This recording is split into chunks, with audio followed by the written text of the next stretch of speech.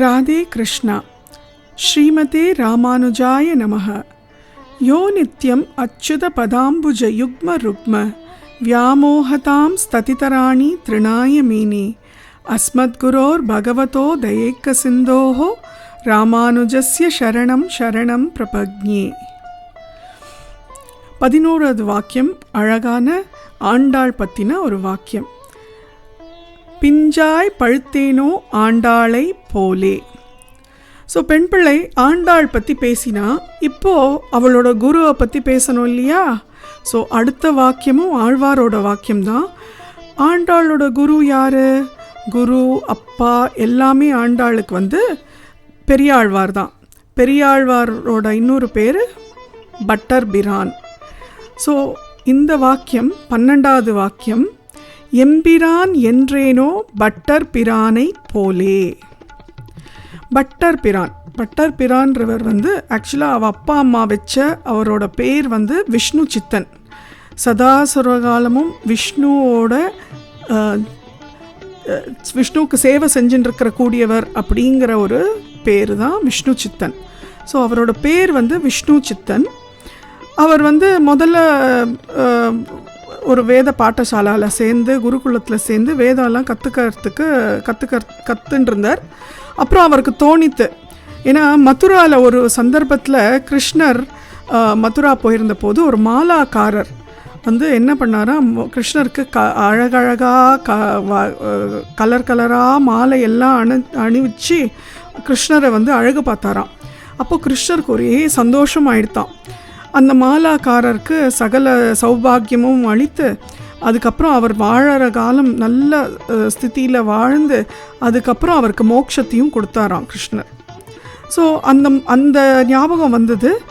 அதனால இவர் என்ன பண்ணார், அந்த குருகுலத்துலேருந்து வெளில அவர் ஒரு நந்தவனத்தை அமைச்சார். நந்தவனத்தை ஸ்ரீவில்லிபுத்தூரில் ஒரு நல்ல அழகான நந்தவனத்தை அமைச்சு அந்த நந்தவனத்தில் வகை வகையாக பூக்களை விதைச்சி பூச்செடியெல்லாம் வளர விட்டு அந்த பூ எல்லாத்தையும் மாலையாக கட்டி வடபத்திர சாய்க்கு போட்டுருந்தாராம். ஸோ அவர் அவரோட கைங்கரியம் அழகாக மாலை கட்டி வடபத்திர சாய்க்கு போட்டு அழகு பார்க்கறது தான் அவரோட கைங்கரியம். ஸோ அந்த மாதிரி அவர் பண்ணிட்டு இருந்தார். அவரை எல்லாரும் பட்டர் பிரான்னு சொல்லி அழைச்சிட்டு இருந்தா. ஏன்னா அவர் கோவிலில் பட்டராக இருந்ததுனால பட்டர் பிரான் அப்படின்னு சொல்லி கோவிலில் கூப்பிட்டு இருந்தா. ஸோ அந்த ஊரில் எல்லாருக்கும் அவரை பட்டர் பிரான் தான் தெரியும். இந்த மாதிரி ஒரு சந்தர்ப்பத்தில் பாண்டிய நாட்டு ராஜா அவருக்கு திடீர்னு வல்லபராஜா அவர் பேர், அவருக்கு திடீர்னு ஒரு சந்தேகம் வந்துடுத்தான்.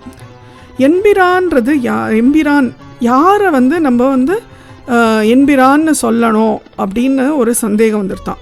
தட் இஸ் பரபிரம்மம் யார் அப்படின்றத ஒரு அதில் ஒரு சந்தேகம். யார் பரபிரம்மம்? எல்லாரும் ஒரு பெருமாளை சொல்கிறாளே, பரபிரம்மன்றது யார் அப்படின்னு ஒரு பெரிய சந்தேகம் வந்துருத்தான். அப்போது அந்த ராஜாவோட மந்திரிலாம் சொன்னாலாம், நீங்கள் எல்லா வித்வான்களையும் எல்லா மேத வித்வான்களையும் கூப்பிடுங்கோ, அரண்மனைக்கு கூப்பிட்டு அவளை பரபிரம்மத்தை நிரூபிக்க சொல்லுங்கோ. ஒரு கிளி, ஒரு பொற்காசில் செஞ்ச கிளியை மேலேந்து தொங்க விடுங்கோ. யார் நிரூபிக்கிறாளோ பகவானே அந்த பொற்காசோட கிளியை கீழே இறக்கிடுவா. அப்போது அந்த பகவான் நிரூபணம் ஆயிட்டான்னு நம்ம தெரிஞ்சுக்கலாம் அப்படின்னு சொல்கிறாளாம். ராஜாக்கும் அது சரியான யோஜனையாக படுறது. எல்லா உலகத்தில் இருக்கிற எல்லா வித்துகளையும் அழைக்கிறாராம் அரண்மனைக்கு பெருமாளை நிரூபணம் பண்ணுறதுக்கு. அப்போது பகவான் வடபத்திர சாயி பகவான் கிருஷ்ணர் இந்த பட்டர் பிரானோட கனவில் சொல்கிறாராம், விஷ்ணு சித்தா, நீ வல்லப தேசத்துக்கு வல்லபராஜா பாண்டிய தேசத்துக்கு போய் வல்லபராஜாவோட அரண்மனைக்கு போய் நீ என்ன நிரூபணம் செய்யி அப்படின்னு சொல்கிறாராம். சொன்ன உடனே அவர் கேட்குறாராம், நான் எதுவுமே படித்ததில்லை, எனக்கு படிப்பறிவே கிடையாது, வேதமும் தெரியாது, குருகுலத்துலேருந்து பாதியிலேயே நான் வெளில வந்துட்டேன், எனக்கு என்ன தகுதி இருக்குது நான் உங்களை நிரூபணம் பண்ணுறதுக்கு அப்படின்ன உடனே பெருமாள் சொல்கிறாளாம், உனக்குள்ள பெருமாள் இருக்கேன், நான் உனக்குள்ளே இருக்கேன், நீ அங்கே போய் நில்லு, உனக்குள்ளேருந்து நான் பேசுவேன் அப்படின்னு நான் சொல்கிறாளாம். அதுதான் நம்பிக்கை. நம்பிக்கைன்றது கடவுள் நமக்குள்ளே இருக்காது. அந்த நம்பிக்கை நம்ம கடவுள் நமக்கு வந்து எப்போதுமே நல்லது தான் செய்வா, நம்மளை கூப்பிட்ட குரலுக்கு அந்த கடவுள் வந்து நமக்கு பதில் அளிப்பா அப்படிங்கிறது தான் நம்பிக்கை. ஸோ விஷ்ணு சித்தன் உடனே சரி, பெருமாளே சொன்ன உடனே அதுதான் சரின்னு சொல்லிவிட்டு அவர் உடனே நெக்ஸ்ட் டே கிளம்பிட்டாராம் மதுரைக்கு.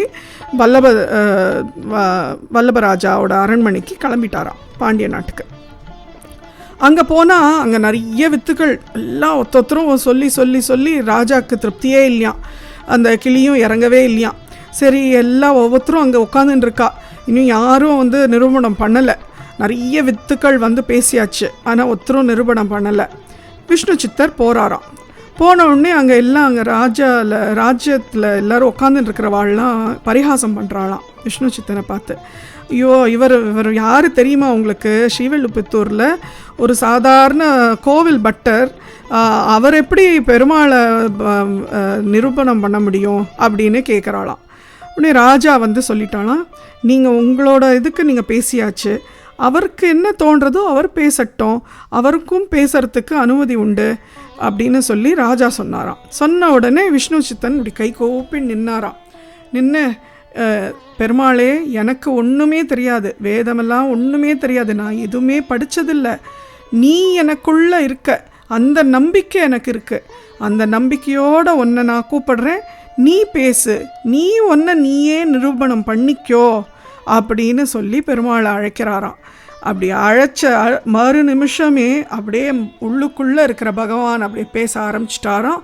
வரிசையாக எல்லா விஷயங்களும் பேசி பேசி பேசி பேசி அப்படியே பரபிரம்மத்தை நிரூபிச்சிட்டாராம். நிரூபணம் பண்ண உடனே அந்த கிளி டக்குன்னு இறங்கிடுத்தான் கீழே.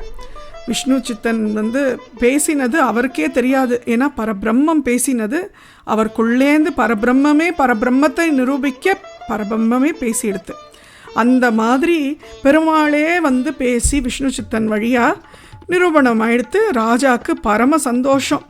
அப்படி ஒரு சந்தோஷம்னா, ராஜா அவ்வளோ அழகாக பரபிரம்மத்தை நிரூபிச்சிட்டாரு, என்னோட சந்தேகத்தெல்லாம் தீர்ந்துடுத்தோ, அந்த அளவுக்கு நான் சந்தோஷமாக இருக்கேன்னு சொல்லிவிட்டு ராஜா ஒரு பெரிய ப்ரொசஷனுக்கு ஏற்பாடு பண்ணாலாம். ஒரு யானையில் வந்து விஷ்ணு சித்தனை உட்கார வச்சு, அந்த விஷ்ணு சித்தன் உட்கார்ந்துட்டு யானையில் அப்படியே மதுரை ஃபுல்லாக ஒரு ப்ரொசஷனில் கூட்டின்னு வந்தாராம். அப்போது பெருமாள் வந்து ஒரே சந்தோஷம், பெருமாளுக்கு விஷ்ணு சித்தன் நம்மளை நிரூபணம் பண்ணிட்டாரே அப்படின்ட்டு.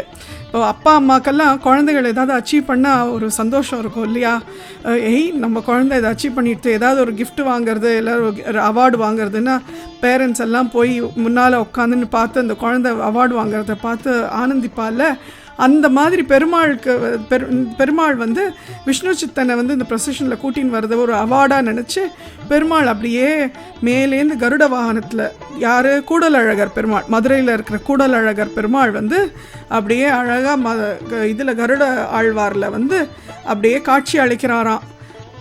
அந்த உடனே இவர் பார்த்தாராம், விஷ்ணு சித்தன் வந்து மேலே பார்த்துட்டு, என்னது இது கலியுகத்தில் இந்த மாதிரி பெருமாள் காட்சி அளிக்கிறாளே, பெருமாளுக்கு வந்து ஏதாவது திருஷ்டி ஆகிட போகிறது, எல்லாரும் பார்க்குறாளே, பெருமாளுக்கு திருஷ்டி ஆகிட போகிறதுன்னு சொல்லிவிட்டு அந்த யானைக்கு சைடில் கட்டியிருக்கிற அந்த மணி, ரெண்டு சைட்லேயும் யானை காது ஓரமாக மணி கட்டியிருந்தாளாம்.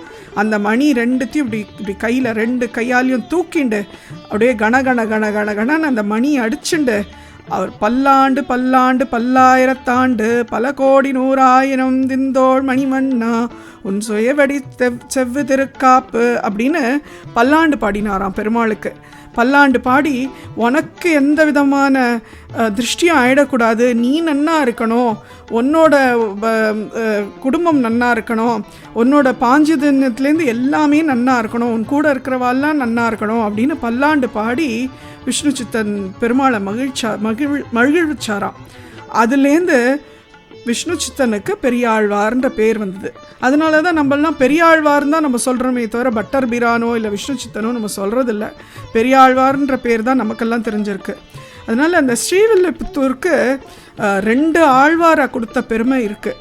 ஒரு ஆழ்வார் பெரியாழ்வார், இன்னொரு ஆழ்வார் ஆண்டாள். 2 ஆழ்வார் பிறந்த ஒரே ஊர் ஸ்ரீவில்லிபுத்தூர். அந்த மாதிரி பெரியாழ்வார் வந்து அழகாக பெருமாளை என்பிரான் என்றேனோ பட்டர் பிரானை போலேன்ற மாதிரி அவர் நிரூபிச்சிட்டாராம் பெருமாளை. என்பிரான் என்னோட என் பெருமாள் பரபிரம்மம் அப்படின்னு நிரூபிச்சிட்டாராம்.